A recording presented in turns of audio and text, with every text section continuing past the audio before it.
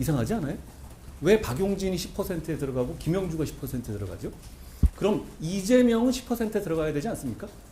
그분 단식하느라고 의정활동 제대로 못하지 않았나요? 재판 다니느라고 의정활동 제대로 못하지 않았나요? 자기 체포동의안 막아보느냐고 민생을 위한 의정활동 안 하지 않았나요? 1%에 들어갈 것 같은데요, 제가 보기에.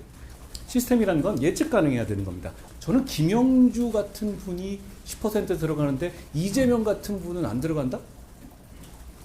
무슨 시스템이에요, 이게? 그래도 좀 회장님, 그 미래정당 대표로 김예지 의원님 등 기록해서 비대위원이 거론되고 있는데 맞는 내용일까요? 어제 제가 말씀드린 거로 가름하죠. 저희가 잘 준비하겠습니다. 회장님, 오후 일정이 이제 여성에서 시민으로 이름을 바꿨는데 혹시 이유가 있을까요? 우리 모두 안전해야 하는 거죠. 안전에 관한 것은 그렇게 성별로 나눌 문제는 아닙니다. 물론 우리 사회 지금 현실상 안전의 문제에 있어서 여성이 더 배려받아야 하는 방법론이 있는 것은 분명합니다만 우리 모두가 안전해야죠. 그런 취지입니다. 민주당에서 김영주 의원님이 부의장이시기도 한데 탈당을 하셨는데 어떻게 보시는지나 또 국민의힘 입당 가능성을 좀 열어주시면 좋겠습니다. 김영주 국회 부의장님은 대단히 합리적이고 상식적인 분인 것으로 저는 기억합니다. 그리고 많은 언론인들과 국회 관계자들이 그렇게 생각하실 겁니다.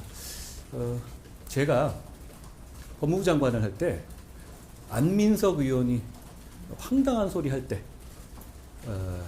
국회 부의장으로서 사회를 보신 적이 있거든요. 그때 제가 아까 놀랐던 것이 그분이 민주당이시잖아요. 그런데 대단히 품격 있게 제지하시더라고요. 저는 저분 저래도 되나 하는 생각 그때 좀 걱정을 했었거든요. 아니나 다를까 나중에 그분이 그 일로 소위 말하는 개딸들한테 굉장히 큰 고초를 겪으셨다고 합니다. 그런 식의 합리적이고 상식적인 의정 활동 때문에 지금 이런 어려움을 겪으시는 것 같은데요. 저는 이렇게 생각합니다. 이재명을 사랑한다는 완장 차지 않은 사람은 지금의 이재명 민주당에서는 견디기 어려운 것 같습니다. 더불어민주당이잖아요. 이게 민주라는 말을 붙일 정도의 정당입니까? 국민들께서 그렇게 생각하실 것 같습니다. 이렇게 비교해 봐 주십시오. 지금 국민의힘에서 공천에서 대표인 저를 지지하느냐 반대하느냐가 우리 국민의힘의 공천을 받는데 1%라도 영향이 있다고 생각하십니까? 단연코 아니라고 말씀드립니다. 공천의 결과를 봐도 알고 계실 겁니다. 이게 민주주의 정당입니다. 반대로 똑같은 질문을 이재명 대표의 민주당에게 한번 적용해 주시기 바랍니다. 이재명 대표에게 찬성하느냐 반대하느냐 이게 지금 민주당 공천의 몇 퍼센트를 차지하고 있는지 한번 생각해 봐 주시기 바랍니다.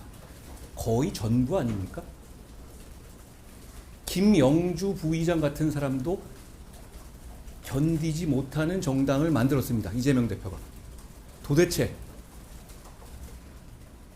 전통의 민주당에 무슨 짓을 한 겁니까? 안타깝다는 말씀드립니다. 국민의힘 내부에서도 이제 서정수 의원도 그렇고 공천 관련해서 좀 반발들이 있잖아요. 지금까지 공천 작업 어떻게 평가하시나요? 성함이 아까 어디요? 윤수환입니다. 안녕하세요. 네. 제가 문자로만 보다가 얼굴 처음 뵀습니다.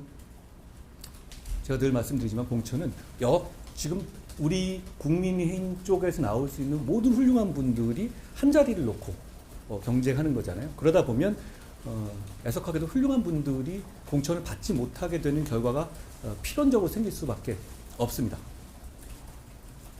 그리고 거기에 대해서 수긍하지 못할 때 이의하는 것, 품위 있게 이해하는 것도 역시 시스템의 일환입니다. 저희가 시스템에 따라서 잘 처리할 것이라는 말씀을 드립니다. 국민의힘 하위 잠깐만요. 다만 이런 말씀은 드리고 싶습니다. 저는 우리 국민의힘은 양산의 윤한옥 예비 후보를 기억할 겁니다. 그분께서는 오랫동안 양산의 선거를 준비하시다가 당의 결정으로 후보가 결정되자 원팀으로서 결정된 후보를 지지하겠다고 어제 선언하셨습니다. 쉽지 않은 일입니다. 인생을 걸고 준비한 일이었고 얼마나 상심이 크시겠어요. 그럼에도 불구하고 원팀으로서 정해진 후보와 함께 꼭 승리하겠다고 나서신 겁니다. 저는 제가 이름을 정확하게 기억하는 윤한옥 그분의 길이 국민의힘의 길이고 우리가 승리하는 길이라고 생각합니다. 우리가 그런 공적인 헌신 자세로 올 4월에 승리할 것이고 그 승리는 국민의힘이 승리가 되기도 하겠지만 윤한옥의 승리가 될 것이라고 저는 생각합니다. 국민의힘에서 하위 10% 통과 앞두고 있잖아요. 그럼 앞으로 지금 분위기 이어질 거라고 보시나요? 다 모두 실망하실 거예요. 그리고 모두 굉장히 낙담하실 것이고 그렇지만 그게 시스템입니다. 다만 그분들도 아실 겁니다. 민주당에서 하위 10%를 받으신 분들은 하나같이 단 한 분도 정말 마음으로 분노하실 것 같아요. 아까 처음 비교를 해봐 주십시오. 저희가 말씀드린 10%에 어떤 사심이라든가 사감이 들어있을까요? 그걸로 인해서 대표인 제가 이익을 보겠다라는 식의 어떤 방향성이 있을까요? 전혀 아닐 겁니다. 저는 솔직히 누가 10%에 해당하는지도 아직 보지 않았습니다. 왜냐하면 시스템이 결정되는 문제이고 제가 볼 필요가 없기 때문입니다. 우리 당의 이기는 길은 그런 시스템이 이 공천을 지배하게 하는 것이고 저는 그 시스템이 제대로 작동하는 것을 지키는 데만 집중하겠습니다. 그 차이를 느끼실 것 같습니다. 지금 민주당의 하위 10%는 그냥 이재명에 반하는 사람들을 찍어내는 것이잖아요. 너무 투명하죠. 저희의 컷오프는 저에게 반하는 사람을 찍어내는 겁니까? 저는 심지어 민주당을 지지하시거나 민주당에 관련되는 분들도 그렇게 생각하시지는 않을 것 같습니다. 어떤 게 맞는 공천입니까? 공천이라는 것은 다 실망과 어떤 상심이 따를 수밖에 없는 구조예요. 그렇지만 우리는 투명하고 공정한 방식을 택하려고 노력하고 있다라는 말씀드립니다. 그 과정에서 승복하지 못하는 분들은 이의를 신청하실 수가 있습니다. 그것도 우리 시스템의 하나의 방법이다라는 말씀드립니다. 네, 여기까지 하겠습니다.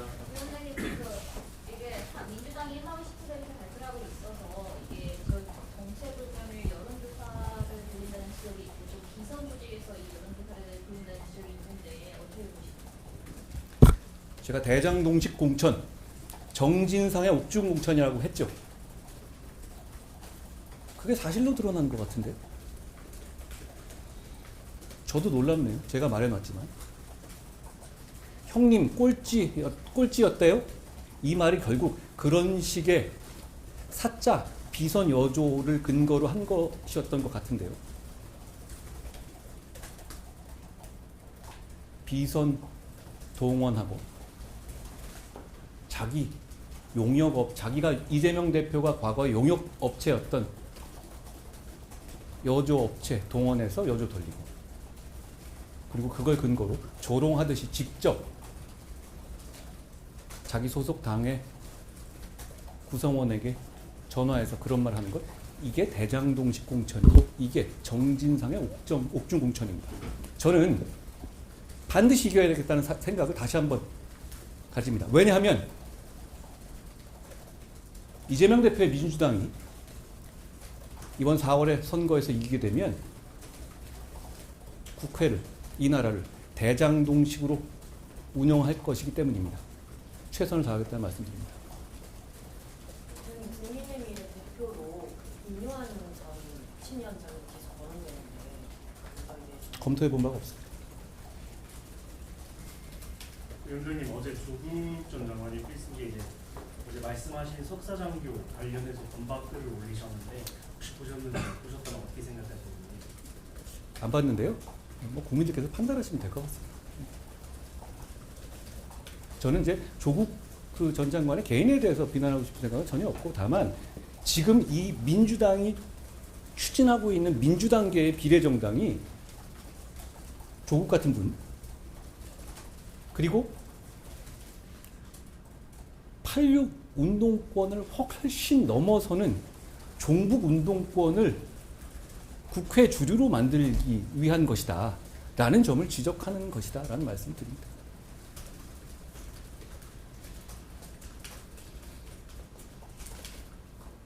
제가 질문은 안 나왔지만 한 가지 말씀드립니다. 박진 의원이 당의 요청을 받아 서대문 을이라는 서울에서 대단히 중요한 지역에 나가 싸우기로 결심하셨다고 들었습니다. 박진은 대한민국의 큰 정치인입니다. 박진의 그런 헌신과 용기가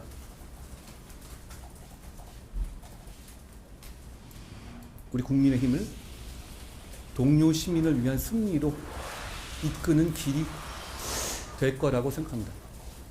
저도 모든 힘을 소진해서 박진과 함께 하겠습니다. 고맙다는 말씀 드립니다. 그리고 하나만 더 여쭤보고 싶은데 사실 민주당에서도 시스템 아, 공천이라고 제가 아까 윤한옥이라고 했잖아요. 이름을 제가 헷갈렸어요. 한옥문 씨네. 이름이 제가 한옥이 들어가가지고 제가 인상 깊게 들었었습니다. 맞아요. 질문하고 있는데 민주당도 사실 시스템 공천이라고 표현을 하잖아요. 그런데도 위원장이 말씀하시는 양당 공천의 차이가 발생하는 이유가 뭐라고 보셨어요? 그 시스템 공천이 왜 모든 함수를 통해서 다 이재명이 원하는 결과만 나옵니까? 이상하지 않아요? 왜 박용진이 10%에 들어가고 김영주가 10%에 들어가죠? 그럼 이재명은 10%에 들어가야 되지 않습니까? 그분 단식하느라고 의정활동 제대로 못하지 않았나요? 재판 다니느라고 의정활동 제대로 못하지 않았나요? 자기 체포동의안 막아보느냐고 민생을 위한 의정활동 안 하지 않았나요? 1%에 들어갈 것 같은데요, 제가 보기에. 그런데 제가 자세히 보지는 않았지만 거기 혹시 이재명 대표의 이름이 있습니까? 있나요? 도대체 무슨 시스템이에요, 이게? 시스템이라는 건 예측 가능해야 되는 겁니다. 어떤 행동을 했었을 때 어떤 결과가 나온다라는 것이 예측 가능해야 되는 것 아니겠습니까? 저는 김영주 같은 분이 10% 들어가는데 이재명 같은 분은 안 들어간다? 무슨 시스템이에요, 이게?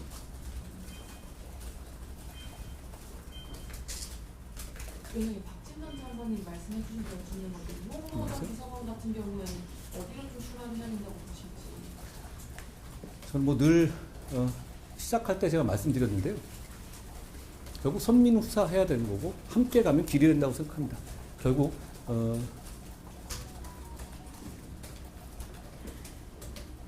꼭 가야 할 자리, 그리고 자기에 걸맞는, 자기의 어떤 실력이나 그런 거 걸맞는 정말 싸워볼 만한 자리에 가서 이겨주셨으면 좋겠다는 생각을 합니다.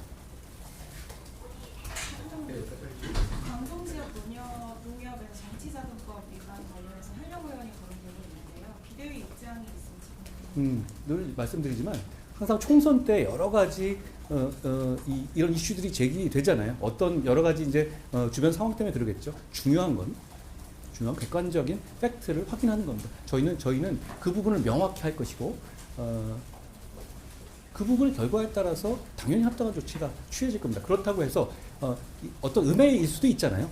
전 내용을 모르지만 원래 특히 이런 총선 국면에서는 그런 식의 음해라든가 그게 꼭 어떤 결과인지 알고 있는 건 아니지만 그런 정보들이 난무하게 마련이에요. 근데 그게 또 어떤 의도가 있을 수도 있고 그렇지 않을 수도 있는데 그거를 정확하게 팩트를 가리는 게 중요하다고 생각합니다. 그 전에는 어떤 판단을 미리 할 필요는 없을 것 같아요.